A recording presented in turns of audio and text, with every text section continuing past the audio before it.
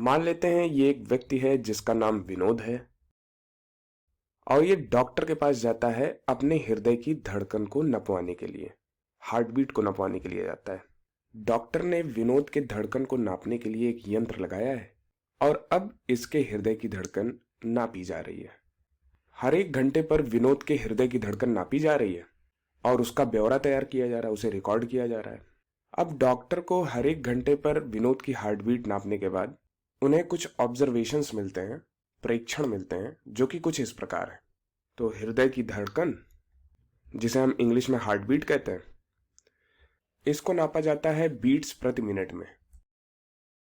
हर एक घंटे पर विनोद की हार्ट बीट नापने पर जो नर्स को आंकड़े प्राप्त हुए वो कुछ इस प्रकार से हैं। तो ये हैं 68, 78, 59, 72, 73, 68 और 75। अब जब डॉक्टर विनोद को देखने के लिए राउंड पे आते हैं तो डॉक्टर नर्स से कुछ प्रश्न करते हैं। अब चूंकि डॉक्टर के पास इतना समय नहीं है कि वो विनोद के हार्ट बीट के समस्त आंकड़ों को देखें, लेकिन फिर डॉक्टर नर्स से पूछते हैं कि आपने जो आंकड़े इकट्ठा किए उनका परिसर या फिर इंग्लिश में कहे रेंज क्या है। अब आप जरा सोचिए कि नर्स होने के नाते आप इसका उत्तर क्या देते। तो इसका उत्तर देने के लिए आपको दो प्रेक्षणों पर ध्यान देना पड़ता, दो ऑब्जर्वेशंस पर ध्यान देना पड़ता। एक जो कि सबसे छोटा है, जो इस डेटा में, इस आंकड़े में ये 59 है, और दूसरा प्रेक्षण जो कि इस आंकड़े में सबसे बड़ा है, और वो क्या है, वो यहां पे 78 है। अब परिसर ज्ञात करने के लिए हम सबसे बड़े प्रेक्षण में से सबसे छोटे प्रेक्षण को घटा देते। तो इस उदाहरण में ये हो जाता 78 माइनस 59। तो ये जो परिसर है ये यहां पे हो जाता 78 माइनस 59 और ये तो 19 के बराबर मिलता। अब आपके मन में एक प्रश्न आ रहा होगा कि डॉक्टर को ये जानकारी किस प्रकार से काम में आएगी। अर्थात यदि डॉक्टर को इस आंकड़े का परिसर पता चल गया जो कि यहाँ पे 19 है, तो इस जानकारी मात्र से ही वो विनोद के स्वास्थ्य का मूल्यांकन किस प्रकार से करेगा, ये प्रश्न आपके दिमाग में आ रहा होगा।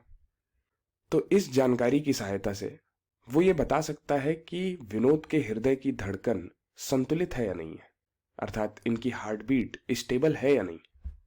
अब आप ऐसे समझें कि ये हृदय की धड़कन है, हार्ट बीट है, और हम नहीं चाहते कि हमारी हार्ट बीट बहुत ज्यादा बदले।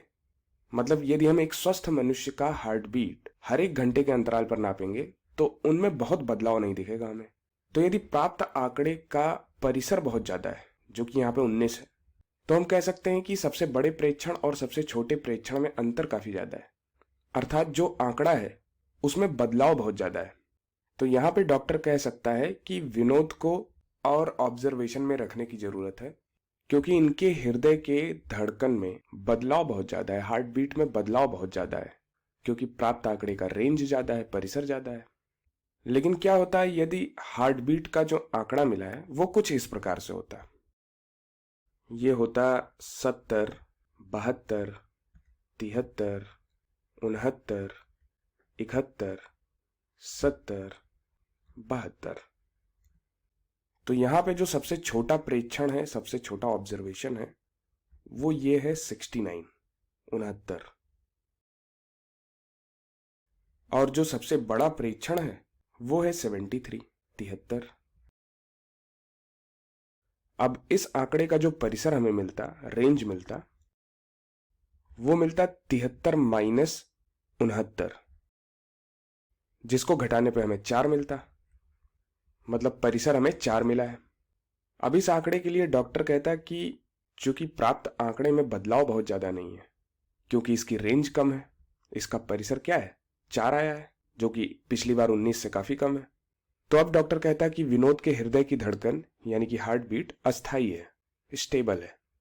इस प्रकार दिए गए अवर्गीकृत आंकड़ों का परिसर ज्ञात करके हम ये बता सकते हैं कि आंकड़ों में बदलाव अधिक है या फिर कम है। अतः यहां निष्कर्ष के तौर पर मैं आपको बता दूं कि प्रसार या फिर परिसर, जिसे हम इंग्लिश में रेंज कहते हैं, ये सबसे बड़े और सबसे छोटे प्रेक्षणों का अंतर होता है। अर्थात जब हम सबसे बड़े प्रेक्षण में से सबसे छोटा प्रेक्षण घटा देते हैं तो हमें परिसर प्राप्त हो जाता है।